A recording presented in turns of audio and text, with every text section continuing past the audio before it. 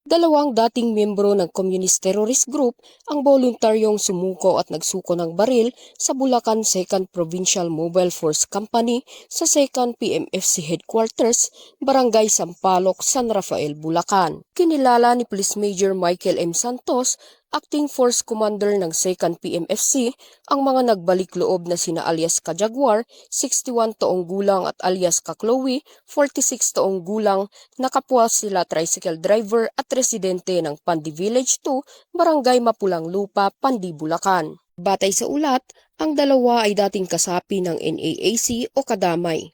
Ang kanilang voluntaryong pagsuko ay naisakatuparan bilang resulta ng patuloy na koordinasyon at pagsisikap ng Bulacan PPO na hikayatin ang mga individual na talikuran ang armadong pakikibaka at piliin ang mapayapang pamumuhay. Sa kanilang pagsuko, voluntaryong isinuko ng mga ito ang isang shotgun na may tatak na Remington, serial number 450141, kasama ang 5 piraso ng bala ng shotgun, na kasalukuyang nasa kustodiya ng kapulisan para sa wastong dokumentasyon at tamang disposisyon. Patuloy na isinusulong ng Bulacan Police Provincial Office sa pamumuno ni Police Colonel Angel L. Garciliano, Provincial Director, ang mga programang naglalayong hikayatin ang iba pang dating miyembro ng mga makakaliwang grupo na magbalik loob, talikuran ang karahasan at makapamuhay ng mapayapa tungo sa isang ligtas at maunlad na komunidad.